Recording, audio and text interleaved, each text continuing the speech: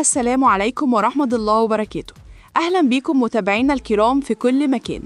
منتخب مصر بيواصل مشواره في كأس العرب بعد تعادل مهم قدام منتخب الإمارات بهدف لمروان حمدي. والنهاردة الأنظار كلها متجهة للمواجهة الأخيرة في دور المجموعات أمام منتخب الأردن. مباراة قوية ومصيرية. منتخب مصر داخل اللقاء وعينه على الفوز علشان يحجز مكانه في الدور القادم بعد ما جمع نقطتين من التعادل مع الإمارات والكويت. في المقابل منتخب الأردن داخل المباراة بثقة بعد الفوز الأول على الإمارات.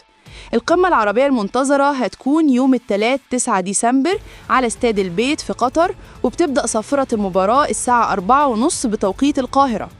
المواجهة مش بس 3 نقط، دي مباراة كبيرة جدا وتاريخية، والجمهور المصري مستني أداء قوي من النجوم الشباب علشان يكملوا الحلم العربي. هتشوفوا المباراة على قنوات بين سبورت المفتوحة، أبو ظبي الرياضية، وقنوات الكاس. لا تنسوا الاشتراك في القناة وتفعيل الجرس ليصلكم كل جديد. والسلام عليكم ورحمة الله وبركاته.